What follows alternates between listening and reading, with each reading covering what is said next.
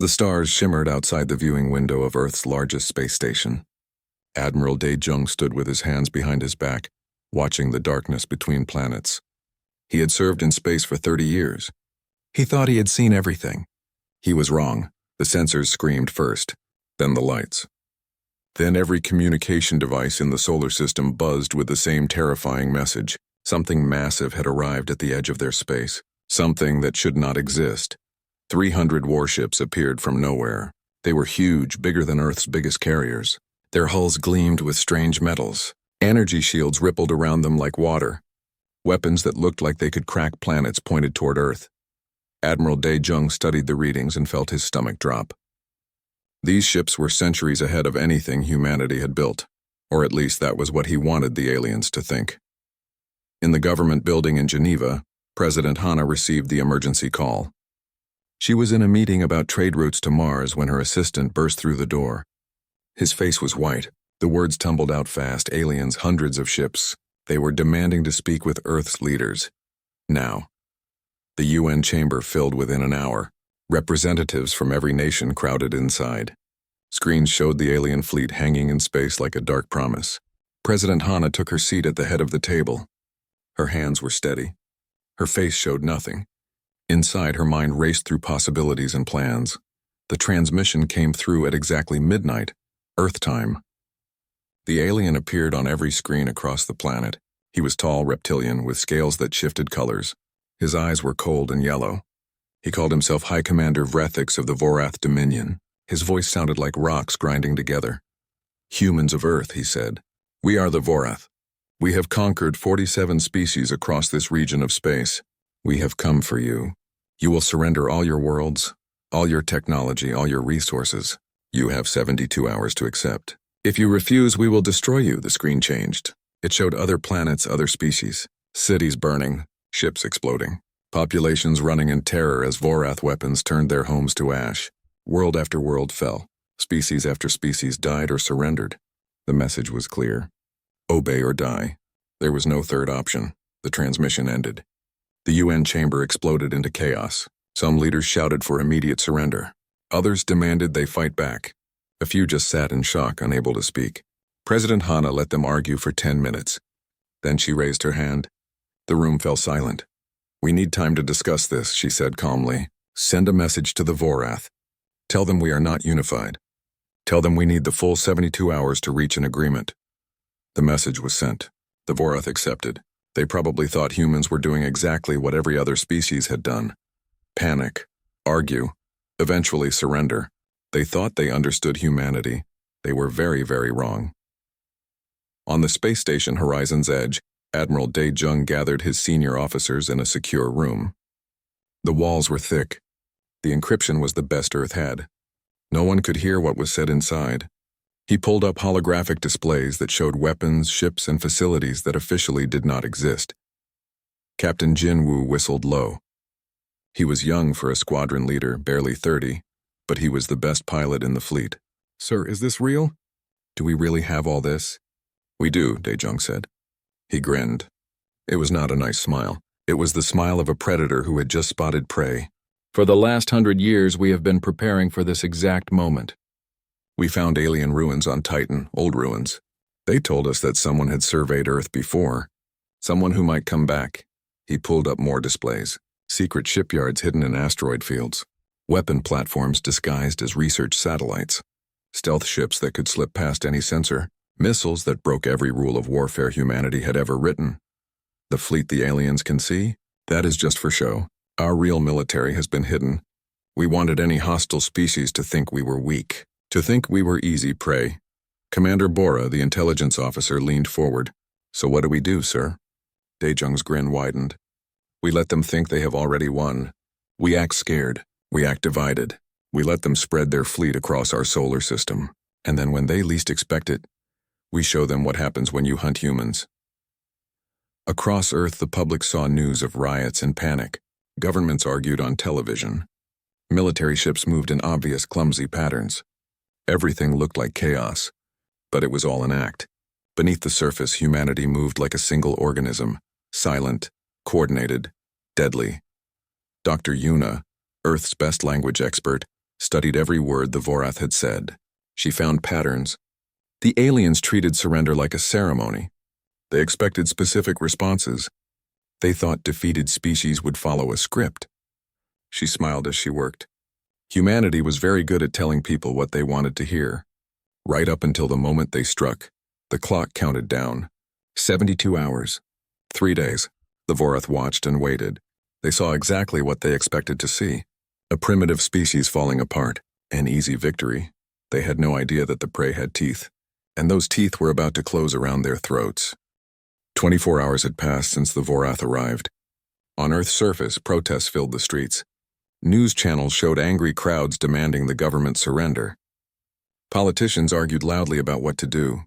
Ships in orbit moved in patterns that looked panicked and disorganized. To anyone watching, humanity looked like it was tearing itself apart. But beneath the moon's gray surface, in a facility called the Forge, the real work was happening. Dr. Yuna walked through corridors carved from solid rock. Scientists and engineers rushed past her carrying equipment. Everyone moved with purpose. There was no panic here, only cold preparation. She entered the main control room where screens showed weapon designs that would make most people sick. Missiles that could accelerate to nearly the speed of light. Torpedoes that ripped holes in space itself. Bombs that turned matter into pure energy. For a century, humanity had built weapons in secret. Weapons that violated every treaty Earth had ever signed. "Are they buying it?" asked Colonel Hyan, the facility commander. He was a short man with sharp eyes and hands that never stopped moving. Yuna nodded. "Completely. They think we are doing exactly what the other 47 species did. They expect us to surrender in the next 48 hours. "Good," Hyan said. He pulled up a display showing the Vorath fleet. Red dots spread across the solar system. "They are making our job easier. Look." The Vorath had divided their forces. 100 ships surrounded Earth. Others had moved to Mars, to the moons of Jupiter, to Saturn's rings.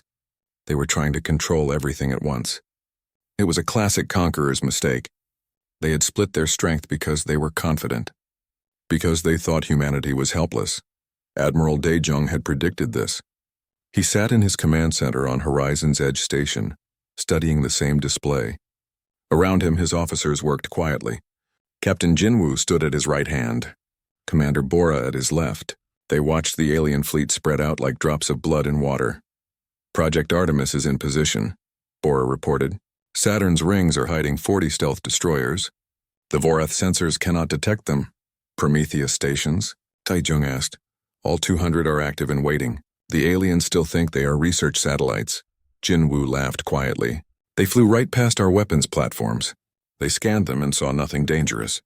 Our camouflage is perfect." Daejung allowed himself a small smile.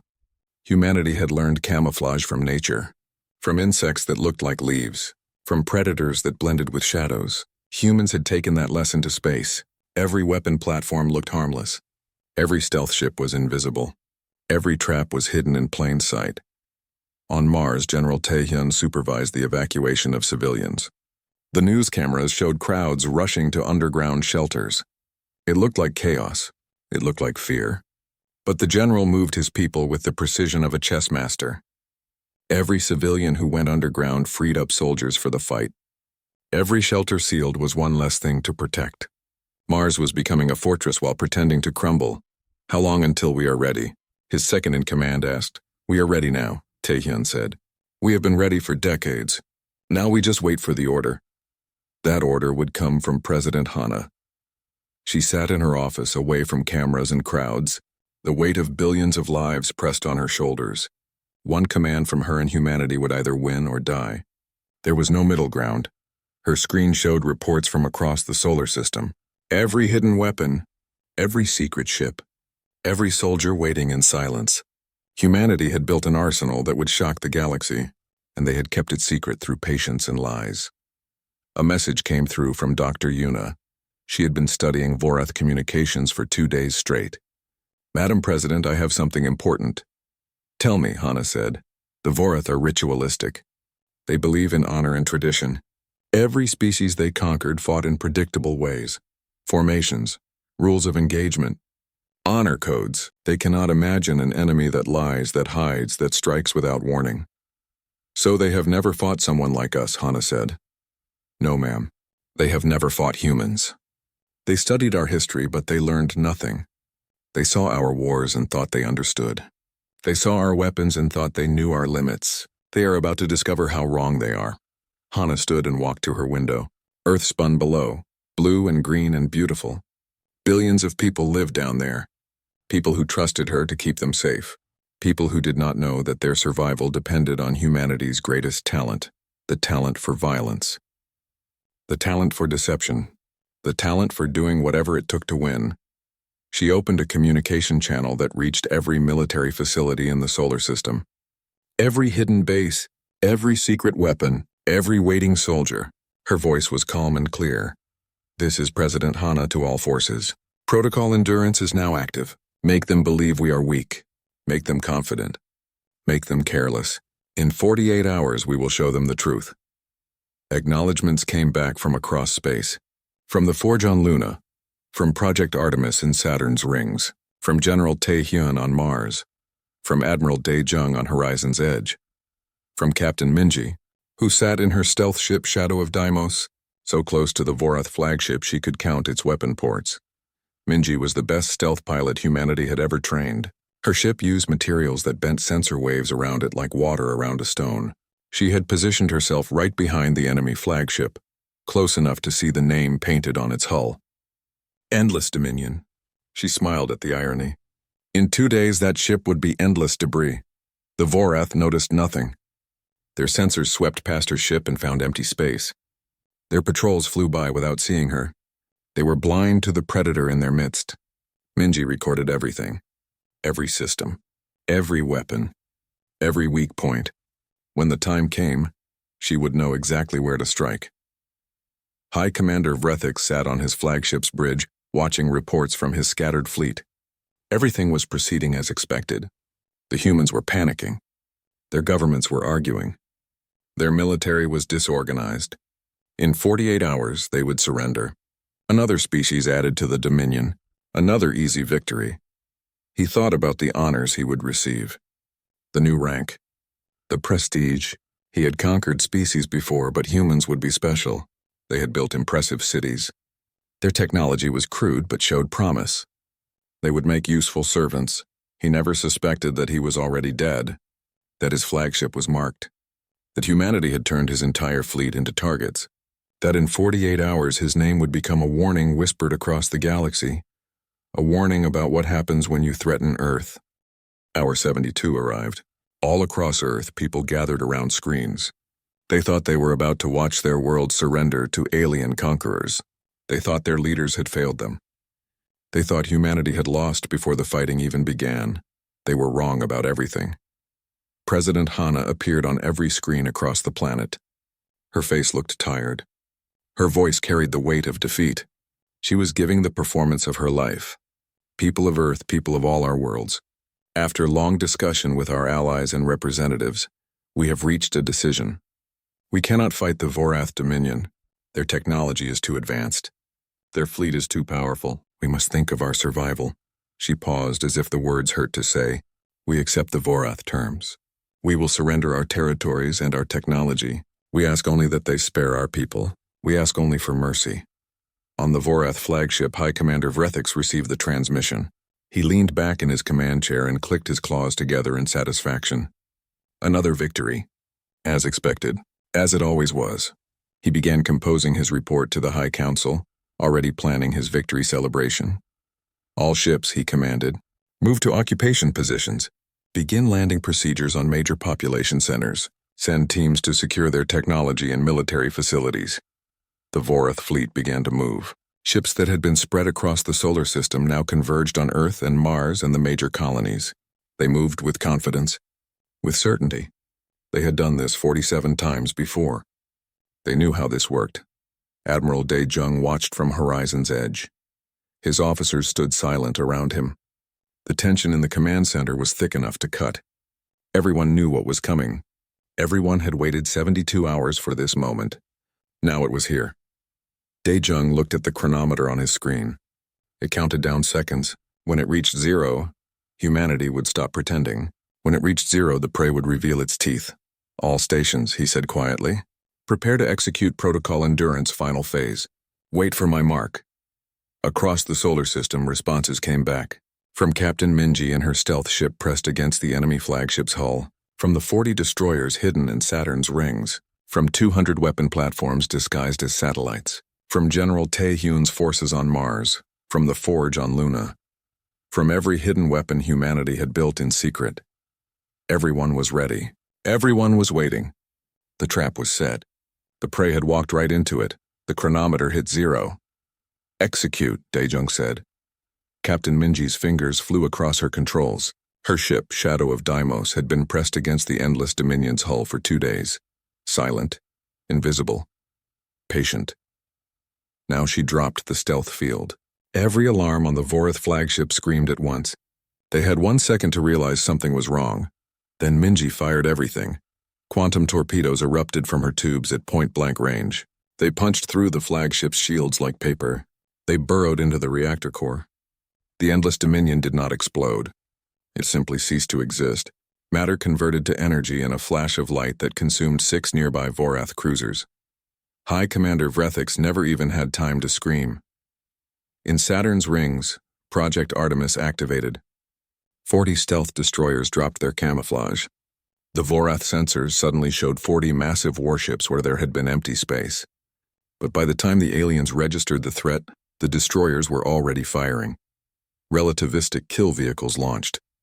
They were simple weapons, really, just telephone poles made of tungsten, but they were accelerated to 90% of light speed. At that velocity, they hit with the force of nuclear weapons. Vorath ships did not explode. They shattered. Metal and bodies and technology scattered across space like dust. Every satellite in the solar system came alive. The 200 Prometheus stations revealed their true purpose. Directed energy weapons, plasma cannons, experimental phase disruptors that Earth scientists were not entirely sure were safe to use. They fired in perfect coordination, a web of destruction that caught Vorath ships in crossfire from every angle. Captain Jinwoo's fighter squadron dropped the incompetent act. For 2 days they had flown sloppy patterns, made obvious mistakes, looked like poorly trained pilots. Now they moved like sharks through water. Their formation was flawless. Their targeting was perfect. They struck at Vorath ships from angles that military doctrine said were impossible. Blue Squadron, Jinwoo called over the radio. Target their command ships. Kill their ability to coordinate. Red Squadron, another pilot called. Lieutenant Sujin's voice was cold and professional. I have 3 destroyers clustered near the moon. Taking them all down. She dove her fighter between the Vorath ships. They tried to track her, but she was too fast, too good. She fired once, twice, 3 times. Each shot hit a critical system. The destroyers started spinning out of control, crashing into each other. Sujin was already moving to her next target. On Mars, General Taehyun gave the order. Hidden railgun emplacements rose from beneath the red sand. The Vorath ships moving to occupy Mars never saw them coming. Solid slugs launched at incredible speeds. 3 Vorath cruisers turned into expanding clouds of debris. The general watched without expression. Next targets, he said calmly. The Forge on Luna opened its hidden bays.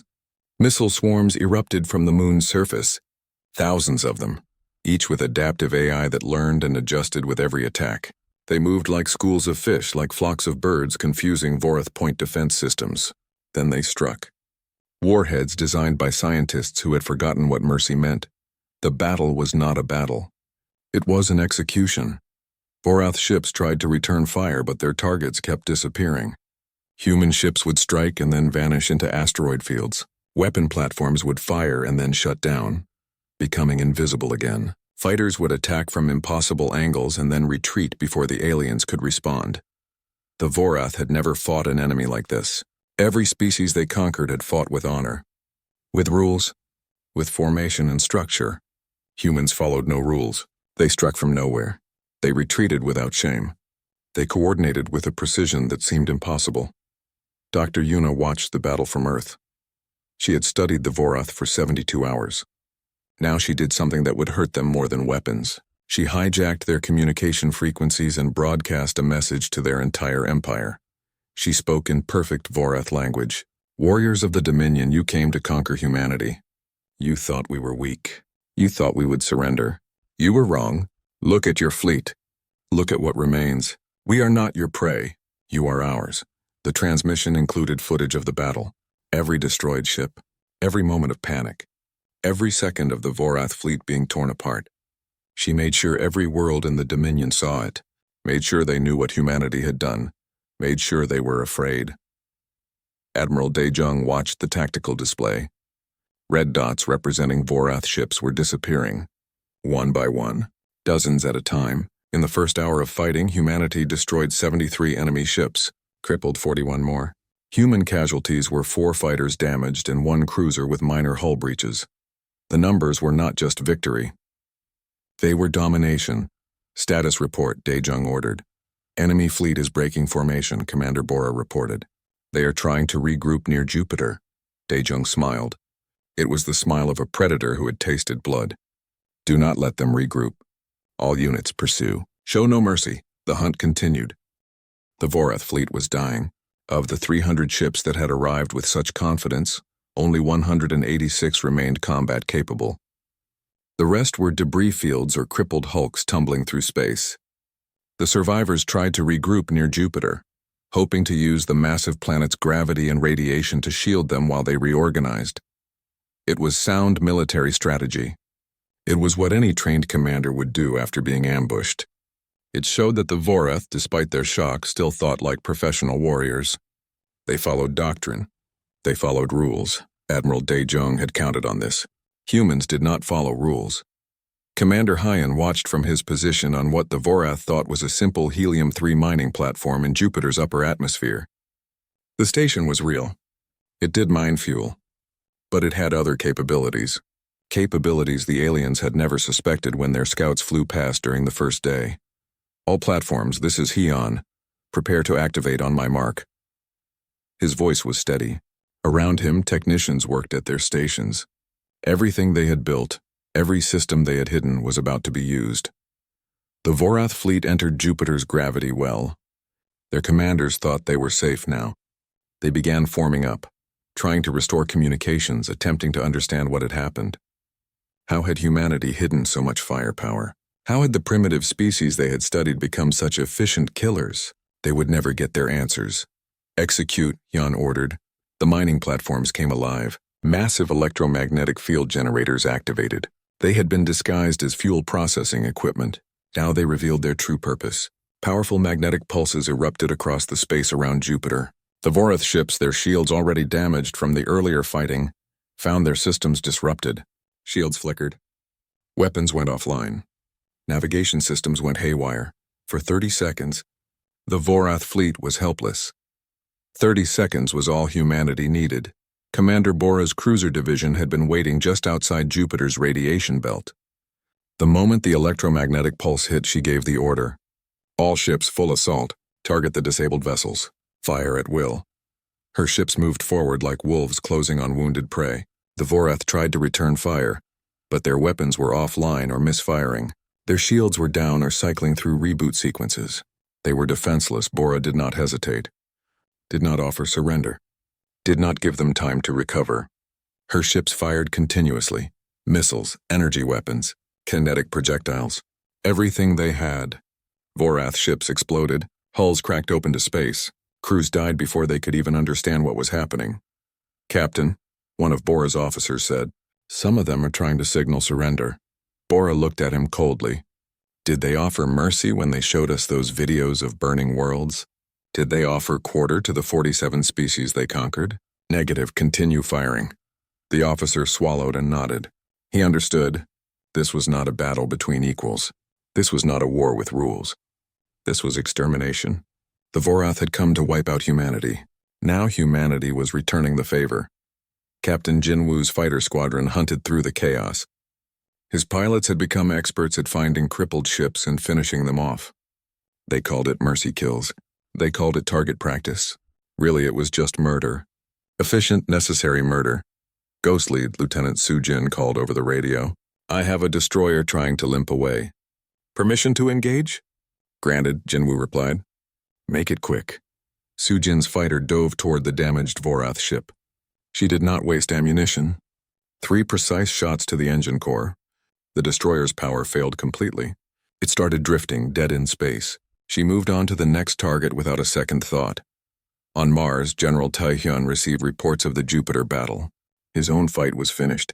The Vorath ships that had tried to occupy Mars were all destroyed. Now he walked through the ruins of Olympus Mons colony. 300 civilians had died when one Vorath ship got through the defenses before being destroyed. 300 names that would go on the memorial wall. He stood in what had been a residential section, scorch marks on the walls, blood on the floor, children's toys scattered among the debris. This was why humanity showed no mercy. This was why they had struck without warning and fought without honor. Because the Vorath had promised extinction, and humanity had simply delivered it first. General, his aide said quietly, the civilians are asking about the battle. They want to know if we won. Taehyun looked at the young officer. Tell them we are winning.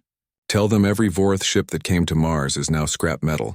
Tell them the 300 who died will be remembered. And tell them that before this war ends, the Vorath will regret they ever heard the name Earth.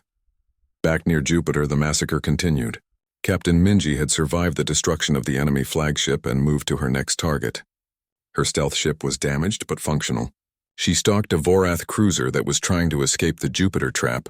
The cruiser's sensors swept past her without seeing anything.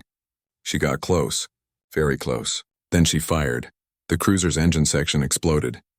The ship started spinning out of control. Minji did not stay to watch. She was already hunting her next target. She had learned something important during this battle. Being invisible gave you power. The power to choose when to kill. The power to make your enemy feel hunted even in the emptiness of space. Admiral Daejung monitored everything from Horizon's edge. The tactical display showed the Vorath fleet collapsing. What had been an organized retreat was now a rout. Ships were breaking off individually, trying to escape. Some headed for the outer system. Some tried to hide in asteroid fields. Some just ran in random directions, their crews panicking. Sir, Commander Bora reported, enemy fleet is completely disorganized. They have lost all command structure. It is every ship for itself now. How many remain? Daejung asked. 47 combat-capable vessels scattered across the system. Perhaps another 30 damaged ships trying to limp away. Daejung thought about that number. 47. The same number of species the Vorath had conquered. There was poetry in that. Dark poetry, but poetry nonetheless. What are your orders, Admiral? Bora asked. Daejung pulled up a communication channel to President Hana. She appeared on his screen watching from Earth. Madam President, the enemy fleet is broken. We can destroy them all within hours, but I am requesting permission to let some escape. Hana raised an eyebrow. Explain. If we kill them all, the Vorath Empire learns nothing except that a fleet disappeared. But if we let some survive, let them run home in terror, they will spread the story. They will tell the Dominion what happened here. They will make our enemies afraid. Hana considered this. Fear was a weapon. Perhaps the best weapon humanity had. If the Vorath feared Earth, they might think twice before attacking again. And if they told other species what had happened, those species might think twice as well. How many do you propose we let escape? She asked. 13 ships, Daejung said. Enough to tell the story. Few enough that they know we could have killed them all but chose not to. It will haunt them. Hana nodded slowly. Make it so, Admiral.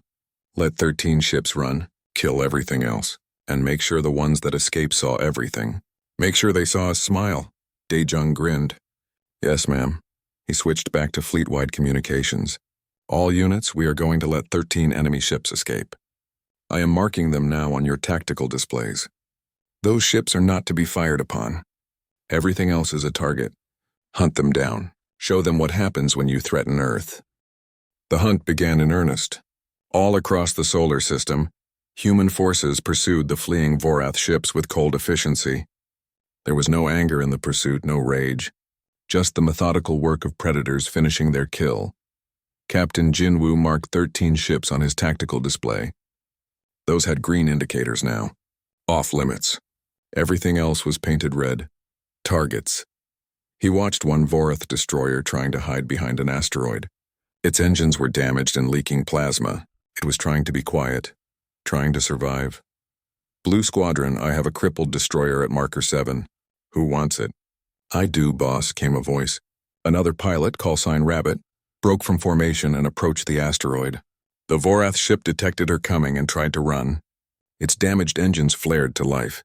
It managed perhaps 10 seconds of thrust before Rabbit's missiles caught it. The destroyer broke apart silently in the vacuum of space. Splash one, Rabbit reported. Her voice was casual, like she was reporting the weather.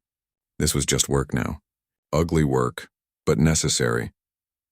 On the other side of the solar system, Commander Bora's cruisers cornered 3 Vorath ships trying to reach the edge of the system and escape to faster-than-light speed.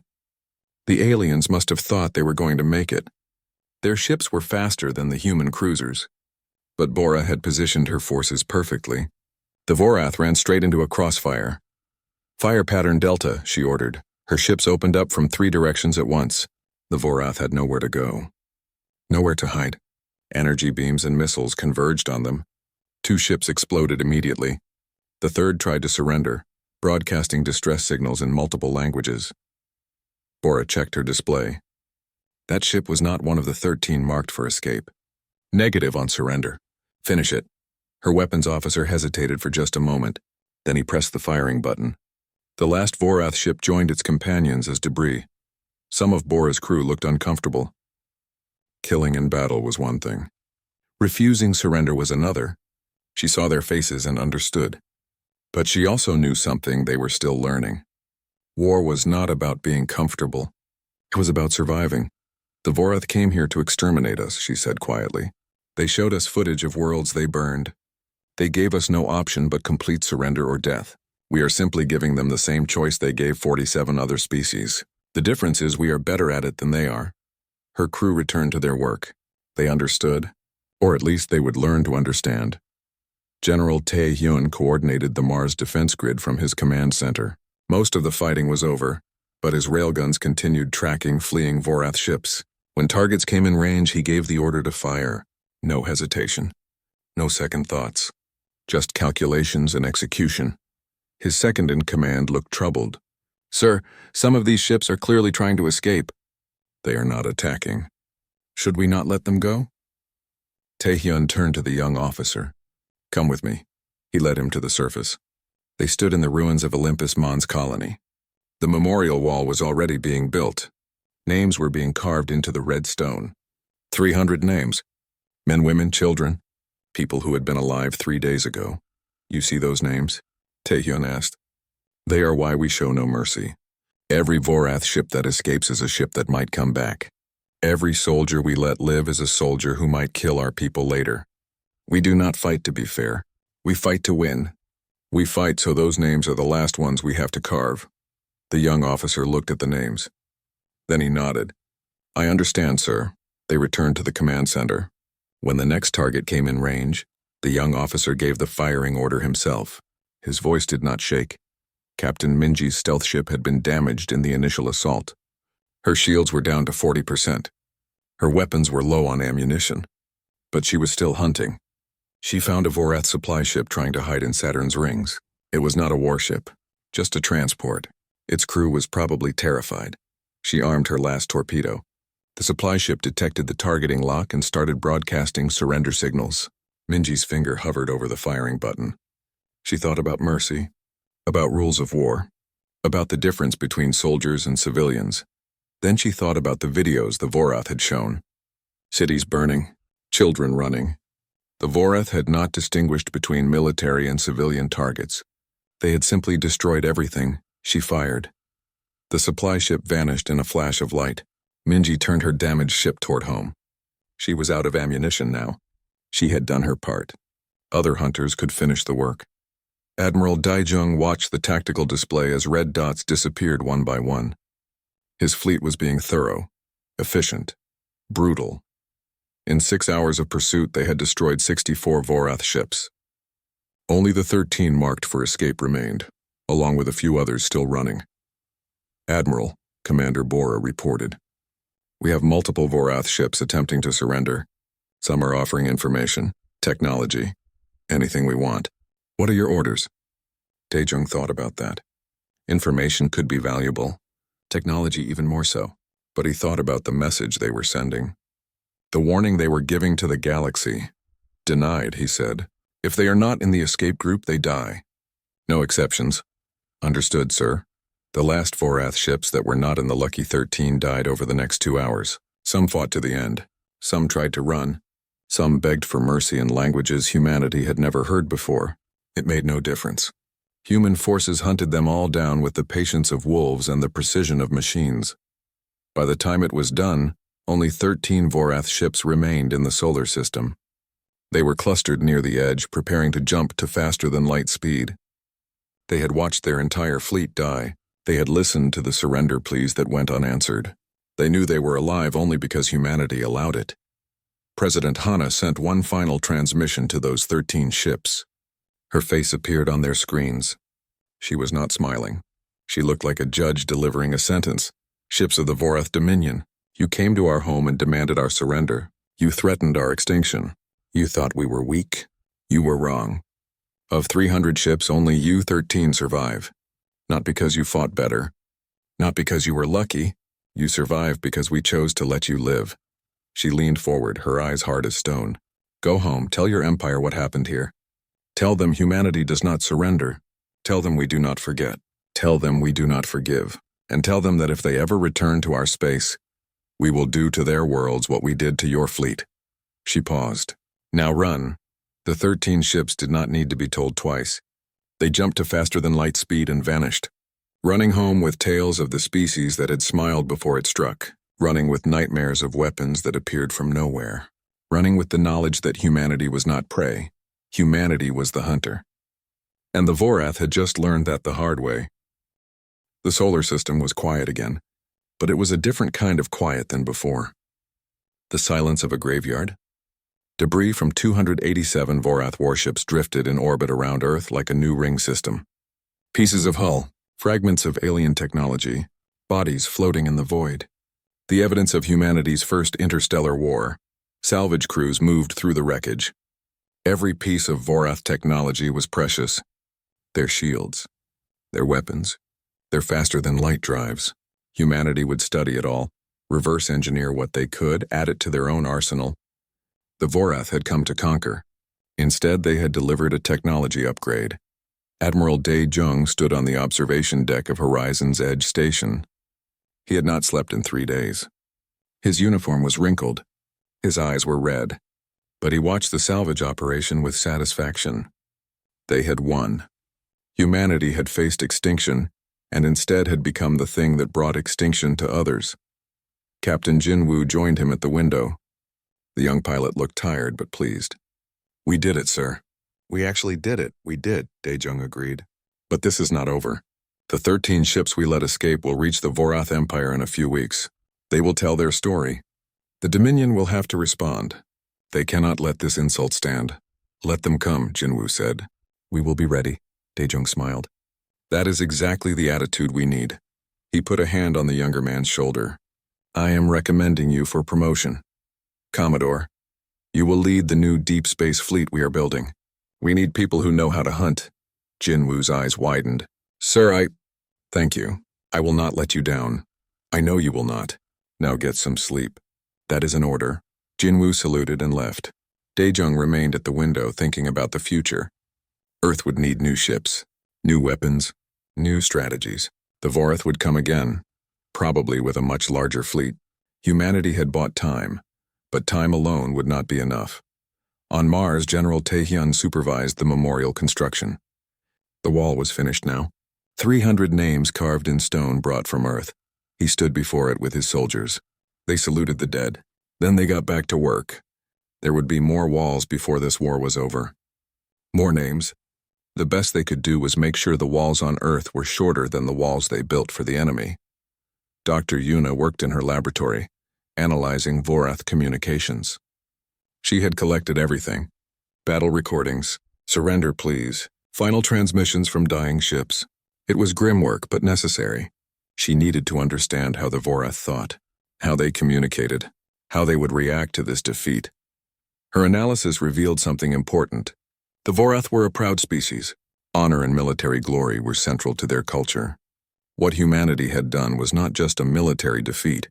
It was a humiliation. The Dominion would have to respond or risk losing face with the 47 species they had conquered. They will come back, she told President Hana in a private meeting, not for conquest, for revenge, and they will bring everything they have. Hana nodded. She had expected this. How long do we have? 6 months. Maybe a year. They will need time to assemble a proper invasion force, time to study what went wrong, time to prepare for an enemy that fights without honor. Then we have time to prepare as well, Hana said. We proved we can win a battle. Now we need to prove we can win a war. She authorized Project Titan, new shipyards in the asteroid belt, new weapons facilities on the moons of Saturn, new training academies for soldiers who would fight in space. Humanity was going on a war footing, not because they wanted war, because war had found them and they intended to survive. Captain Minji returned to Luna in her damaged stealth ship. Shadow of Deimos would need months of repairs, but her report was already being studied by engineers. She had proven that stealth technology worked. That one invisible ship could destroy an enemy flagship. The military wanted more, dozens more, hundreds more. Will you command the new stealth fleet? Asked the officer reviewing her report. Minji looked at him. She thought about the supply ship she had destroyed, the one that had tried to surrender. She thought about the nightmares she would probably have. Then she thought about the 300 names on Mars. The choice was easy. Yes, she said. I will. President Hana prepared her address to humanity. Not Earth, humanity. People on Mars and Europa and Titan and the asteroid colonies. Everyone who called the solar system home. They deserved to know the truth. All of it. She appeared on screens across human space. Citizens of Earth and all our worlds. 3 days ago, an alien empire called the Vorath Dominion arrived in our solar system. They demanded our surrender. They threatened our extinction. They thought we were weak, she paused. They were wrong. In 72 hours, we destroyed 287 warships. We killed an enemy that had conquered 47 species. We proved that humanity does not surrender. We do not bow. We do not break. Her expression became serious. But this victory came at a cost. 300 people died on Mars. 4 pilots gave their lives in the battle. Countless others were wounded. We honor them. We remember them. And we promise that their sacrifice was not in vain. She took a breath. I will not lie to you. The Vorath will return. They will bring more ships, better preparation. This was just the beginning. But I have faith in humanity. We have survived ice ages and plagues. We have survived wars and disasters. We have always adapted, always overcome, always survived. In the coming months, we will build more ships, train more soldiers, create more weapons. We will turn our solar system into a fortress, and when the Vorath return, we will be ready. We will show them again that humanity is not prey. We are the hunters. We are the survivors. We are Earth, the speech ended.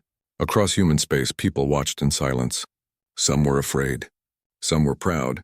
All understood that life had changed. Humanity was no longer alone in the universe, and the universe was far more dangerous than they had imagined. But they also knew something else, something that gave them hope. When faced with extinction, humanity had not surrendered. They had fought, and they had won. Admiral Daejung submitted his final report and retired from active service. He had earned his rest. But before he left, he met with the new military command. Commodore Jinwoo, now in charge of the offensive fleet. Commander Bora, now leading system defense. Captain Minji, commanding the stealth division.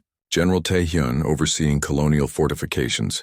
Dr. Yuna, heading intelligence and xenological studies. The Vorath taught us something valuable, Daejung told them. They taught us that the universe has rules. But those rules were written by conquerors, by species that win through strength and honor and tradition. Humanity does not follow those rules. We write our own. He looked at each of them. When they come back, show them again. Show them that humans lie and cheat and hide. Show them that we strike from shadows and retreat without shame. Show them that survival matters more than honor. Show them why Earth is the most dangerous planet in the galaxy. They saluted him. The old admiral. The man who had turned a defensive battle into a massacre. The man who had smiled when others would have surrendered. He left them to their work. The work of preparing for the next war. The war that was coming, whether they wanted it or not. But he left knowing that humanity was in good hands. Ruthless hands. Efficient hands. Human hands. 6 months had passed since the battle. Earth's solar system looked different now. Where there had been civilian stations, there were now military fortresses. Where there had been mining operations, there were now weapons platforms. Where there had been research facilities, there were now shipyards building war machines. Humanity had taken the Vorath technology and improved it. Human engineers had studied the alien shields and made them stronger. Human scientists had examined the energy weapons and made them more efficient. Human tacticians had analyzed the enemy formations and developed counters for everything. The solar system had become what the Vorath had feared. A fortress, a trap, a killing ground for anyone foolish enough to attack. But humanity was not content to just defend. President Hanna had made a decision that would change everything. Earth would not wait for the next invasion. Earth would carry the war to the enemy. In a classified briefing room, she met with the military command. Commodore Jin Woo stood beside a holographic display showing star systems. These were the worlds conquered by the Vorath. 47 species living under alien rule, 47 potential allies, 47 opportunities. We have been receiving transmissions, Dr. Yuna explained. Quiet messages from the conquered species. They saw our broadcast. They watched us destroy the Vorath fleet. Now they are asking for help. They want to know if we will fight with them. President Hanna looked at the display. So many worlds, so many people living under oppression. The humanitarian part of her wanted to help them. But the leader part of her thought strategically. A broken Vorath dominion meant a safe Earth. An alliance with the conquered species meant resources, bases, intelligence.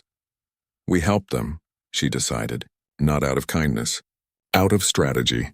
We break the dominion before it can gather strength. We liberate their slaves and turn them into allies. We show the galaxy that Earth does not just defend. We attack. She authorized Project Prometheus. The name was perfect. Prometheus had given fire to humanity in the old myths. Now humanity would give fire to the oppressed species of the galaxy. The fire of rebellion. The fire of freedom. The fire of war. Commodore Jin Woo led the first liberation fleet. 40 warships. 15 support vessels. The new carrier Indomitable. His target was a world called Krill, the first planet the Vorath had conquered. Its people had been slaves for 2 generations. They did not remember freedom. Humanity would remind them. The fleet arrived at Krill after 3 weeks of faster-than-light travel.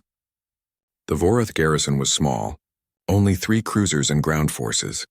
They had not expected anyone to challenge them. The conquered species never rebelled. The other alien powers never interfered. For decades, the Vorath had ruled unopposed. Jin Woo's fleet dropped out of faster-than-light speed at the edge of the system. His communications officer opened a channel to the Vorath garrison. Jin Woo's face appeared on their screens. He was smiling. That predator's smile that humanity wore so well. This is Commodore Jin Woo of the Terran Liberation Fleet to Vorath Occupation Forces. You have 5 minutes to abandon this system. After that, we stop asking nicely. The Vorath commander's response was immediate. You dare threaten us?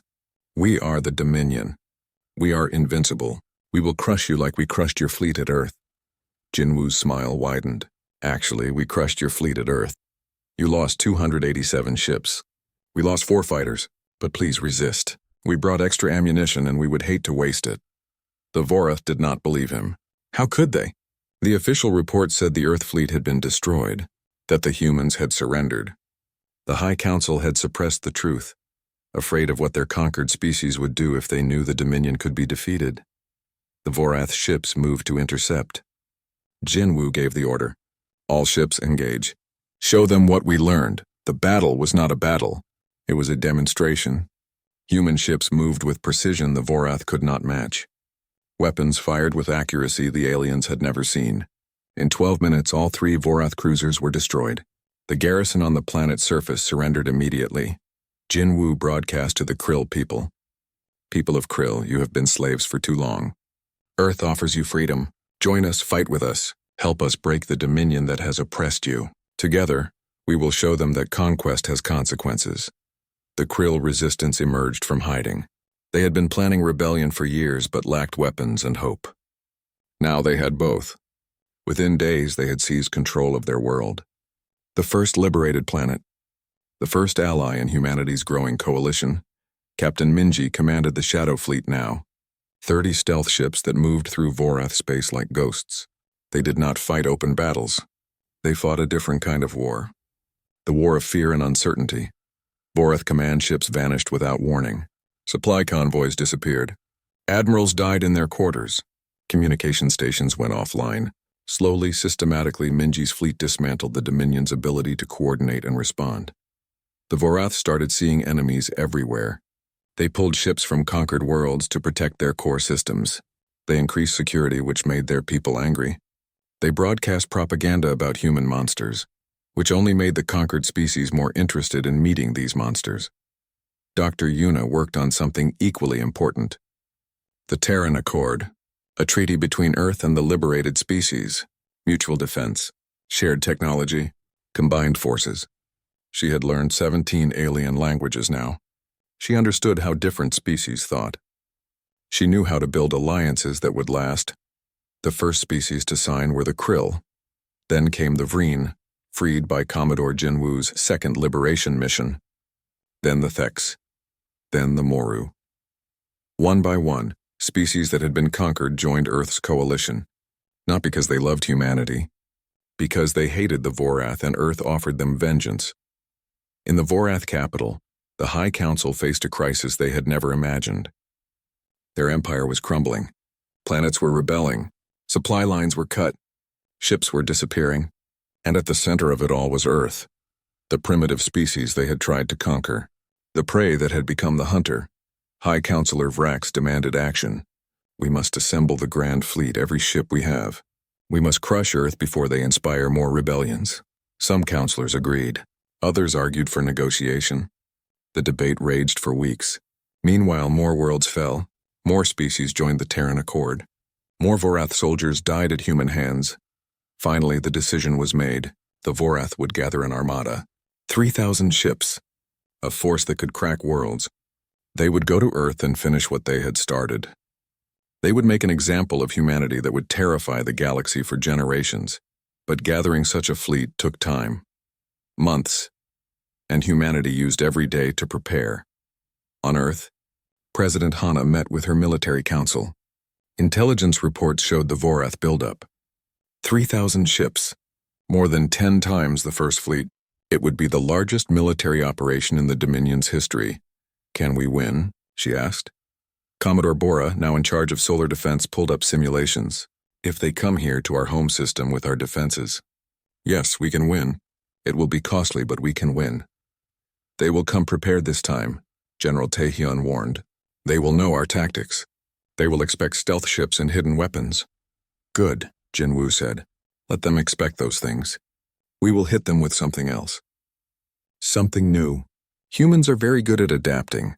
President Hana looked at the faces around the table. These were the people who had saved humanity once. They would have to do it again. But this time they would not be alone. The Terran Accord had 12 species now, ships from 6 different worlds, weapons and soldiers from a dozen cultures. The Vorath would not be fighting just Earth. They would be fighting an alliance. Send a message to our allies, Hana ordered. Tell them the Vorath are coming. Tell them we need every ship they can spare. This will be the battle that decides everything. The messages went out. The response was immediate. The liberated species remembered what the Vorath had done to them. They remembered the occupation, the slavery, the humiliation. Now they had a chance for revenge. They sent their ships. They sent their soldiers. They sent their weapons. The Terran Accord began gathering its own fleet. Not in Earth's solar system, at a neutral location between territories. A fleet to meet the Vorath before they reached Earth. A fleet to carry the war to the enemy. A fleet to show the galaxy that the age of the Dominion was over.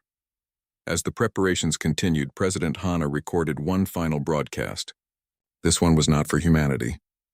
It was for the Vorath, for their High Council, for their Emperor, for everyone in the Dominion who thought they could threaten Earth without consequences. She appeared on screens across Vorath space. Human hackers and allied sympathizers made sure the broadcast reached everywhere. Every ship, every station, every world. The Vorath could not suppress it, could not stop it, could only watch. Leaders of the Vorath Dominion, Hana said. 6 months ago you sent a fleet to conquer Earth. That fleet no longer exists. You sent 300 ships. 13 returned. The rest became debris orbiting our world. She paused, letting that sink in. Now I understand you are gathering another fleet. 3,000 ships this time. You think numbers will make the difference.